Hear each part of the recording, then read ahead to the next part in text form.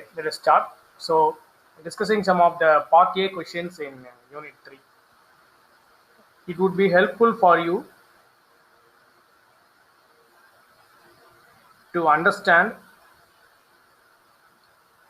for your examination purpose too. So, for your written examination purpose too. Right. So, based on Unit 2, right, this is based on your past syllabus, but contents are same. Based on Unit 2, first half of the Unit 2 is the syllabus for your forthcoming weekly test. So from this you could have some understanding that you could be able to answer for the MCQs.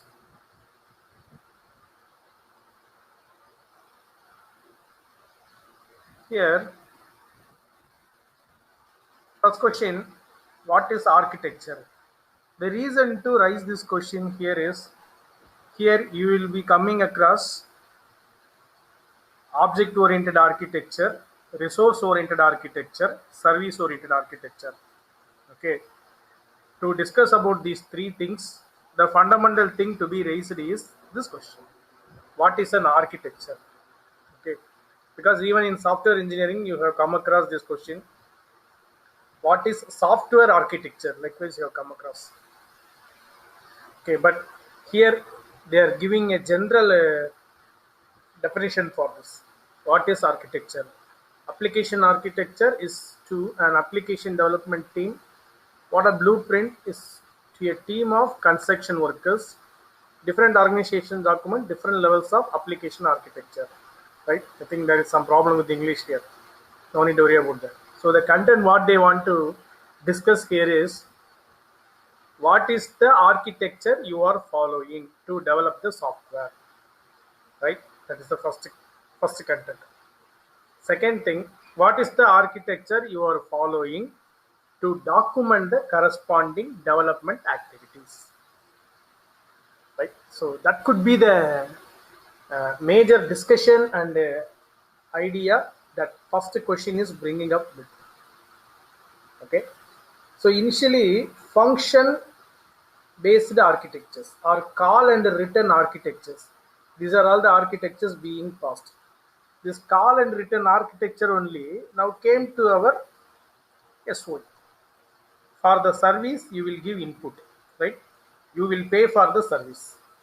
The service will produce its own replication or its own component for your environment or platform to work with, right? So that could be the a correct assumption for this question. That's what architecture, a term which is ready to bring about. Next, service-oriented architecture. For that, they have given a definition. In the service-oriented architecture,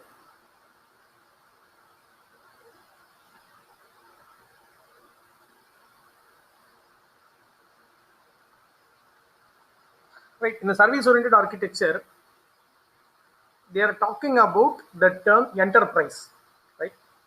What does the term enterprise?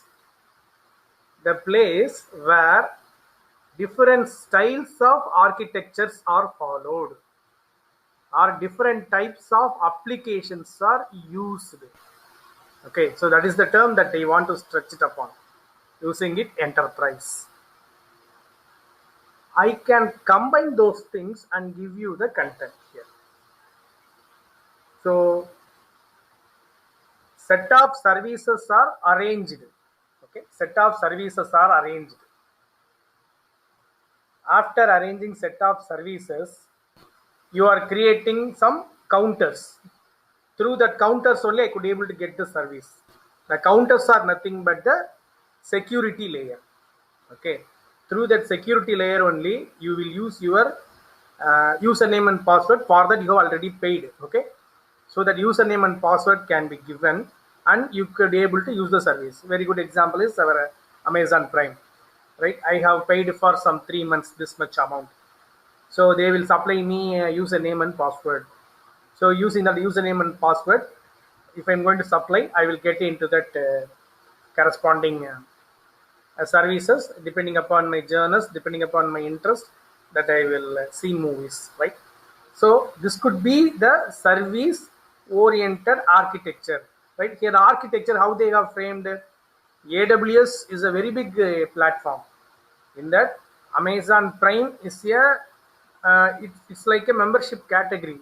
In that, so many services are being uh, projected with this membership. So what are all the memberships it is having? So what are all the services which are free for this particular type of memberships? So everything is being available in the same environment, but only my username and password for this Prime membership will get me to access and use those services, right?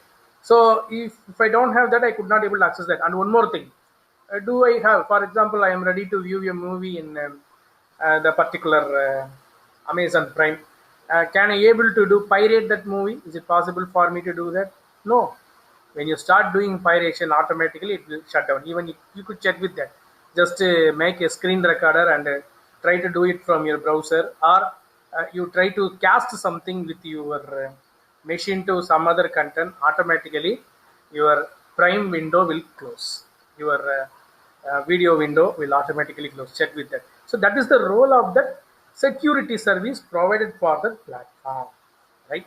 So they are ready to serve for the user, as well as they are ready to protect their assets. So consumer service also is there, customer service also is there. At the same time, there is an internal service which is protecting their assets, which is preserving their copyrights, right? So this sort of services, the different types of services are being available in my platform. So how could I able to give it supply towards you, right? So if I need to create such a type of platform, what is the architecture I need to follow? That's what they have given. So for that, we are having different layers. That is what we are studying in the sessions. Okay. So customer must be easily accessible. How I am accessing? I am accessing through a website. That's all. That is the easy interface for me. So by typing, I am going to type primevideo.com. If I am going to type like that, the entry point for the platform will be open. By supplying the proper credentials, I will use the service. Within 3 steps, I am able to access my service. This is the business platform, actually, right? So this is what service window architecture. At the same time, if I want to see a movie, what could be the normal procedure? What I will do? I may visit some, if it is a new movie, I assume that I may visit some ticket booking website. It's my first procedure.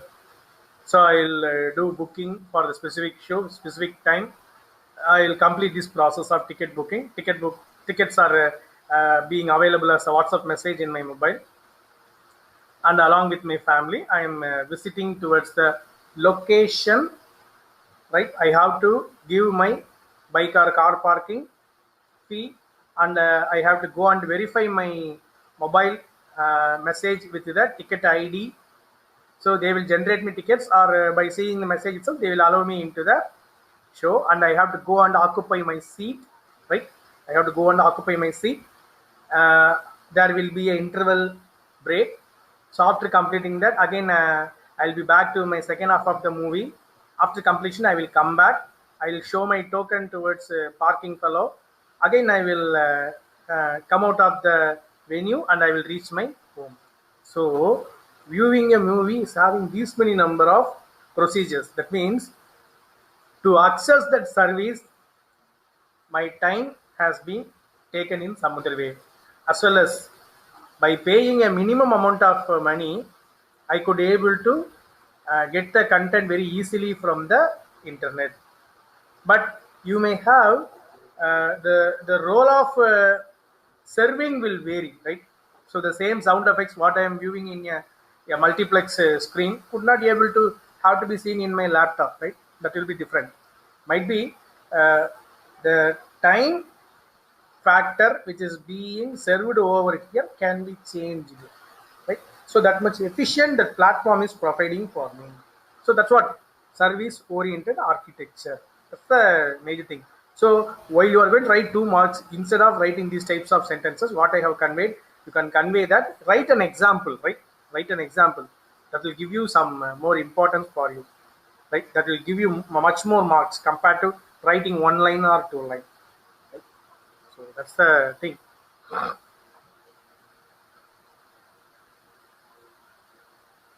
Client server architecture, right?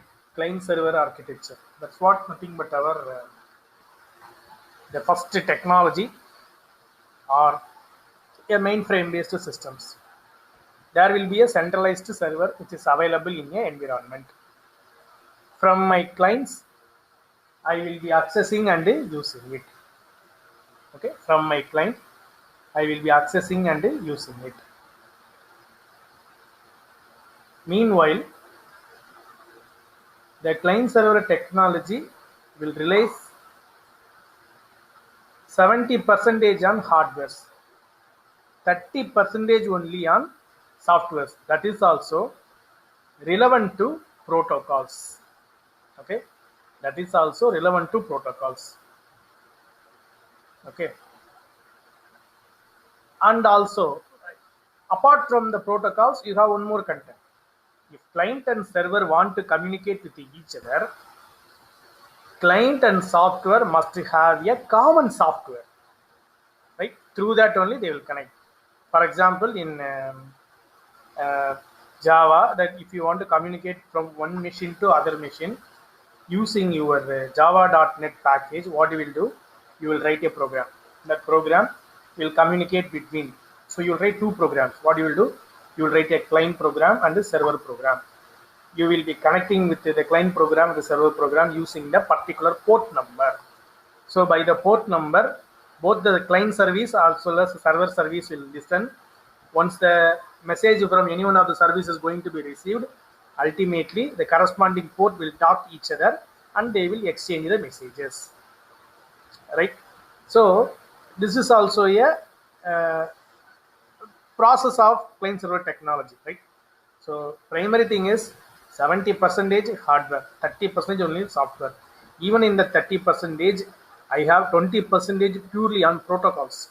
Remaining 10% only I need a software. That is also in the application layer thing. What we are talking is nothing but application layer. Okay, in the application layer, I need a software both in client machine as well as in the corresponding server machine. That could be the same instance of the software, right? So I need to identify the program which is available in the remote so that I could be able to access the remote content, right? So day by day, the things are being gradually moved. This is what our clients will object. So what are the limitations in that? Mere writing definitions will not get you mark. What are the limitations in that? If I am going to increase my number of clients, whether my server will bear, that is a very big question. So when number of clients are going to increase, scalability, when number of clients are going to increase, what will happen? I need to increase the capacity of server also. Capacity of server means infrastructure of the server. Nothing but corresponding my CPU, corresponding my hard disk drives, number of drives. The recent technology in that one is a rake, R-A-C-K, rake. The rake of services need to be improved. Okay, so likewise, I have to increase that infrastructural environment for server.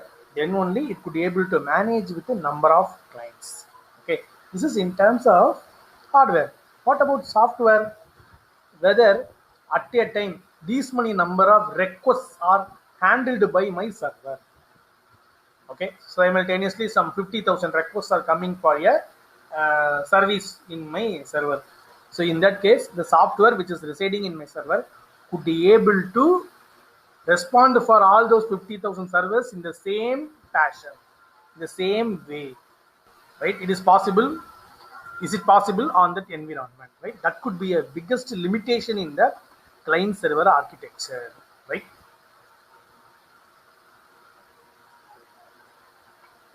As well as the role of client and server will differ. Client will request, server will respond. That's it. In the case of server is going to down, so what will happen? The communication happening between client and server will be cut. as well as the communication happening between client to client via server is also going to a cut. The process could not happen. It will withheld, right? So to overcome that, only from the client server architecture, they have designed the peer-to-peer architecture, right? Here there is no client and server. Every one of them have the same role, right? Every one of them have the same role. There is no what do you call? There is no privileges based environment. There is no privileges here. So whoever can able to serve as a client can serve. Even the same client could be the server for some other environment, right? So the next generation which changed it completely. Okay, and then what made the people to come for distributed internet architecture? So what will happen? Pertaining to the increase of number of clients, I need to increase the infrastructure of the server. In that case, why don't we combine the power of all the servers? Why don't we combine the power of all the servers in different geographic locations, right? So that made the people to start to derive from distributed computing to till cloud computing. That is the stage. As well as you could able to find some of the machines in the lab are not utilized. 35 systems are there. 30 systems are occupied by students and they are working. Remaining 5 systems are idle throughout the week. Throughout the lab sessions, throughout the days, throughout the year. In that case, that 5 systems can be clustered. Okay, that's what cluster computing. Could be have a cluster head. The cluster head will inform the corresponding zone head. Zone head is nothing but a machine which is available in the environment. The zone head will take care of the utilization of these cluster. So if any request is going to come, that I need this much number of infrastructure to execute this job, whether you have any requirements. So in that case, zone head will inform the cluster head, see, this is the incoming job. Do you have the capacity to execute and return back the results? Likewise, they will communicate with each other. Once they agree, okay, so we'll go for executing this. See, whatever I am conveying as a sentence now, that can be done through a software which is to be managed in the distributed internet architecture. A very good example is CORBA, Common Object Request Architecture. Right? It is based upon our Java-based platform. Okay? So CORBA will take care of the communications, whatever I have conveyed. Right? So that platform will help me to manage this and do this. Right? So see how we are moving from these to SOA. See that. For executing a highly tedious job, I need to do this many number of communications to check back, move forth and here, right? Because I don't have any analytics. 1,500 systems are in my college, but I don't have any single dashboard to see the systems which are idle, the systems which are under utilization, that I could not able to take it and move forward. In that places only, the role of grid computing has emerged from cluster computing, right? So grid computing will ready to utilize the unused CPU power and RAM power available in the systems, unused, okay? Moreover, available in the geographically apart systems. That is what grid computing is, okay? So from distributed to cluster, cluster to grid. Right? So it could be a private network in those days. That means IITs could be able to communicate with the IITs. Central universities and IITs could be able to use that. HCL premises could be able to communicate with the HCL premises. Infosys premises could be able to utilize the empty services of the corresponding Infosys offices. That's all.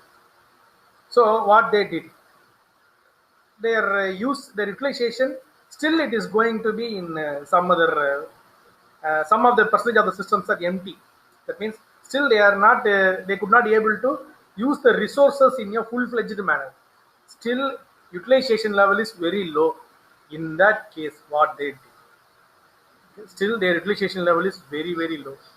So that made them, we have to announce to the people that these many number of systems are available to use. If you want, you can use it. So for that, you need to pay this much amount for this much number of minutes, for this much number of hours, for this many number of days.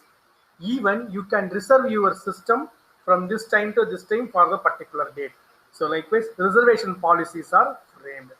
That made the emergence of, or that can be labeled as, cloud computing. Right? This could be the travel from my client server architecture, peer-to-peer architecture, distributed architecture. From that, I am coming for cluster architecture. From cluster, I will be coming for my grid. From grid, I am coming to my cloud computing architecture.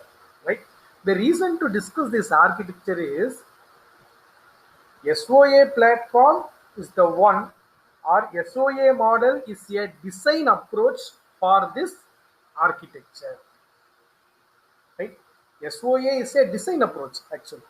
If you want to convey, based on software engineering, I could be able to convey that SOA is a design approach. Right? The interesting thing to discuss on client server architecture.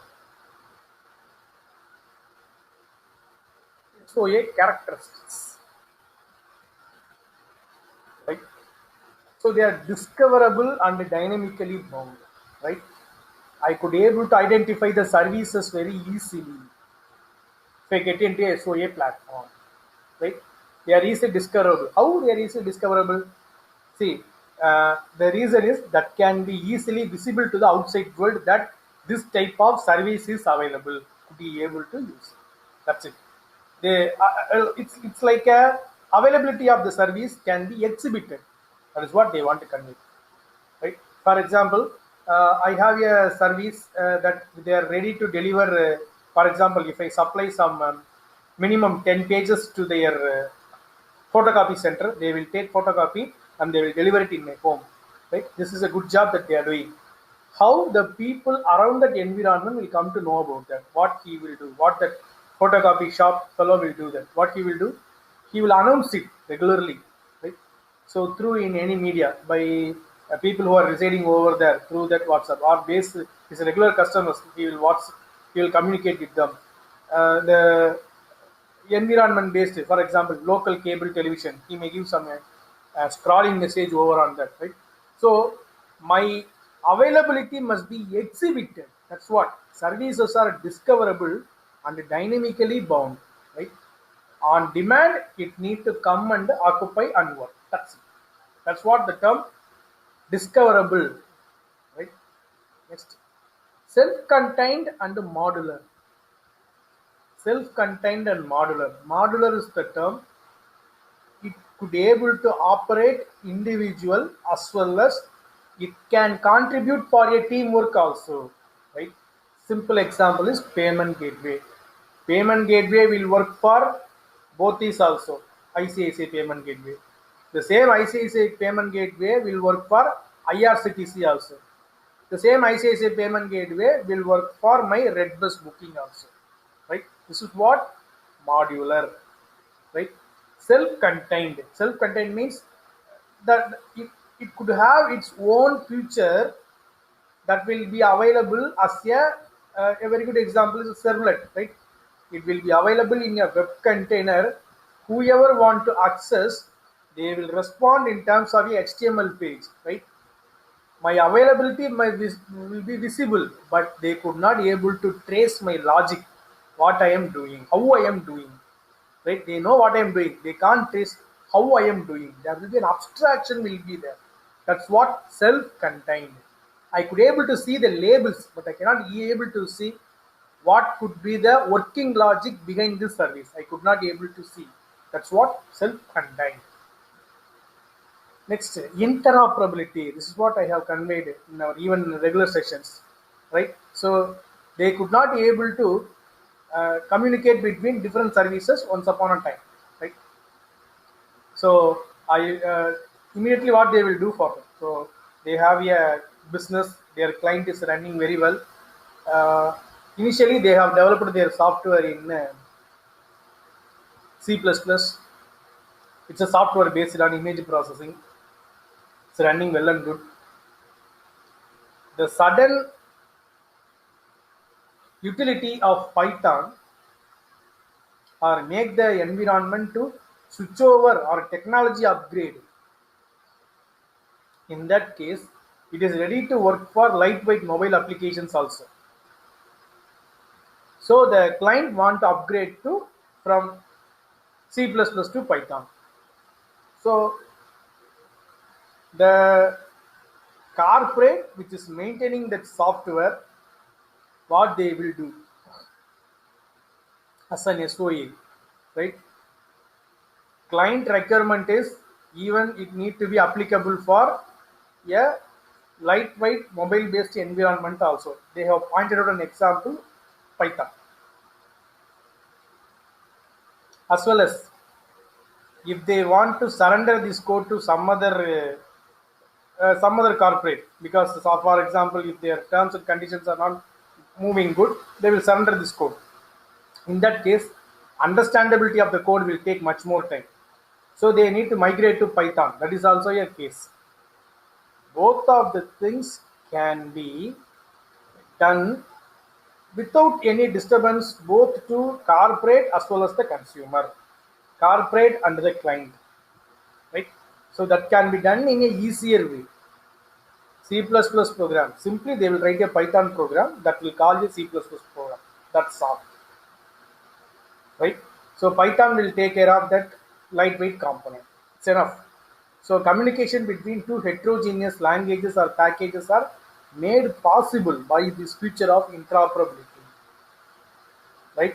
So ultimately, except the development environment, no one knows that what is behind my service. The service will do image processing activities. That's all. They don't know what is the logic behind this service, what language they are doing. Even I'm working with my mobile is well and good. For example, they have developed an app for my camera filter. So the filter is working well and good.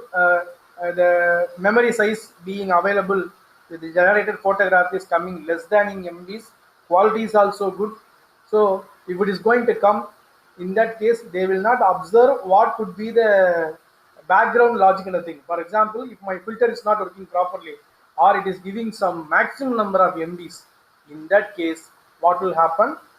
It is going to be a tough job for the market on the time, right? So they will come and penetrate you. See, initially while it was in C++, I have no issues, but while you are migrating to Python, I got those issues. Likewise, client will come and talk to the corporate in that basis. Even customers will pass. See, still it was on C++ is working well and good, but when you have migrated to some other platform, I don't know what's the issue had happened. It is occupying my mobile like anything. So likewise, you will get comments. That's what the stress to manage. Loosely coupled. That's what I have conveyed even in self-contained. It's plug and play. Just you could able to use the service and come out of it. That's it, right? See, a very good example for loosely coupled architecture in the environment is MakeMyTrip.com. All the services for train, bus, flight, hotel, rental cars. These all 5 are different services, heterogeneous services, right?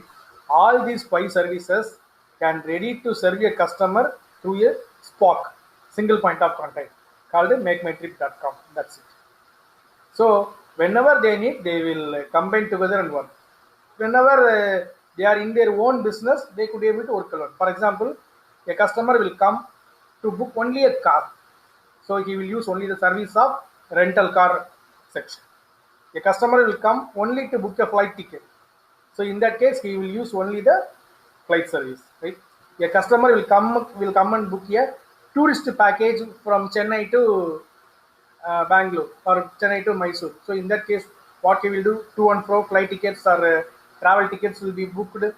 In the destination, he will book for the hotels as well as for sightseeing purposes. He will book for rental cars also. So all the services are being clubbed and it will work. Finally, I will the payment service will give me a single page to pay for this, right? All these services will be paid to the single service makemytrip.com. They will take care of bipartiting the corresponding shares to the respective services. Through automation it will happen, right? That's what, loosely coupled. And the second thing is network addressable interface. That's what, we are easily to access. We are ready and easily to access. Through a website, I could able to access. That's all. That's the easy way of accessing a service, any services. The reason that they are using website addresses, it's easily accessible because every one of them is enabled with the internet nowadays. That is the reason why. Otherwise, you could able to go with the apps, right? Primary thing is it is good to be a website, web service.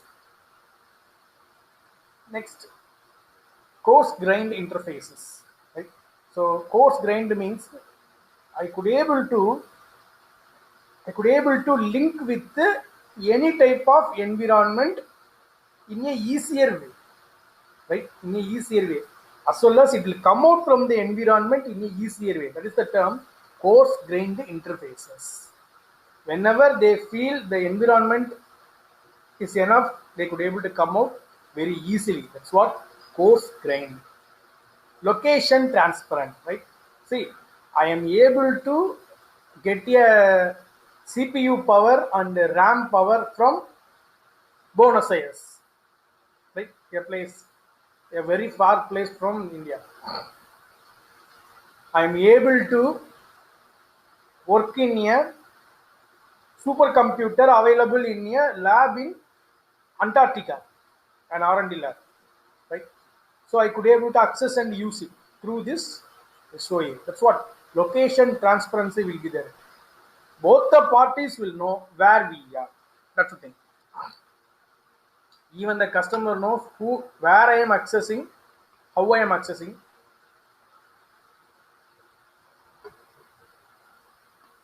People given us the systems, they will know from where these people are accessing our system. So location transparency will be there. Next, composable. That's what, composite. Okay, it's a composite architecture. It is very easy for me to map my process with the service easily. That's what, right? Mapping process with the service. Process is nothing but, as per our OS, programming execution. Nothing but a app which is running in the server. Okay, that can be combined with the service easily. It's enough. What is the input for the software? For that, I have to create input parameters in my service. What is the output that the software will return? For that, I have to create output parameters in my service. That's all. That is the way to design a service. So, service and process will be mapped very easily. That's what the term composable. That's the major idea. The last feature, that's very interesting and important. Self-healing. Since we are based upon plug and play, if my service is not working properly, since we are working on a SOA platform, the platform itself will convey that you are not doing good. Your services are not up to the expected level. Till these days you have performed well. From this day onwards you are not performing well. So such type of analytical input can be given towards the service from the platform itself, right? So by seeing that, service will improve on its own by changing the nature, right? Because these things will send us reports to the service developers. By default, what they will do, they will rework on the service parameters and make the service to be a complete one. Okay? So that's the thing that we have discussed. The already coarse-grained services we have discussed in the point itself. Service component, right? So that's what service composite that we have given. So we need a code to map process and the service, right? That is what in we will be seeing in 4th unit. How to write the code to map my process with a service. Okay, next.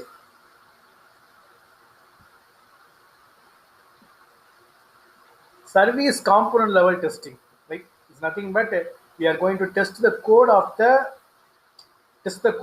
that which is going to perform the interface between service and the process. That's what component level testing. Yes, here it's very important. Process or orchestration level testing. Right? So this is the place where if it is going to be on demand one, the process and service will depart after some time. After their process is over, they will depart. Right? How they need to depart? Right? It is like I'm removing an engine from the train coach. I have to do it properly, right? Even though we are doing plug and play, so the interface, that is the reason why coarse grained interfaces are being used here. It should not carry anything from this environment, as well as it should not leave anything in that environment. So those things must be identified. So for that, these types of orchestration means arrangement of services. That's very, very important. Okay, arrangement. So you have to give a protocol. This is the way that you have to come. This is the way that you have to leave. So likewise, we have to see in screens that you could be able to see. You will enter via one way and you will come out via another way. So likewise, you have to do that. So while you are going, you will have checks. While you are coming, you will have checks, right? So the type of mechanism has to be followed there. That's what orchestration represents, arrangement of services. So security testing. Platform itself will be a secure one, actually. SOA platform itself. SOA platform has a layer of security, actually, because you will register your service and the service will be accepted by the platform. Service will be verified, validated. Then only they will give you to market yourself or to advertise yourself that I am a service available, please use it. So without their validation and verification, you could not be able to, you are not visible for the outside world, right? You will not be available in the outside world. Even I think you will be able to see in the Play Store, after completion of your app, if you upload it, they will do all their checks. After completing all their checks only, after 3 or 4 days, they will allow us to be visible in the App Store. In that also we have services. You want to be visible in the front page. You want to be used by the recommender system. So you have some paid services for that. If you pay for that, they will highlight while they are going to project similar type of apps, right? So even they will ready to supply you some sort of performance rating review section also. If you pay for that, they will do that service and they will highlight your app even the second or third day of entry into your Play Store. Right? So that could be a main content to work with, right? So these are all the 10 questions that we could be able to discuss on the first portion of our second unit. So what is architecture? Service oriented architecture, client server architecture. So client server architecture is nothing but resource oriented architecture. Distributed internet architecture is nothing but my object oriented architecture, and SOA characteristics that we have elaborated. Okay. So in that itself we have discussed about coarse grained interfaces. What is a service component? How to test the process of testing the piece of code which is necessary for mapping my process with the service. That is what service component level testing. Orchestration level testing, nothing but arrangement of services. There is a way to go in, there is a way to come out. While you are going in, they will check. While you are coming out also, they will check. So that's what orchestration level check.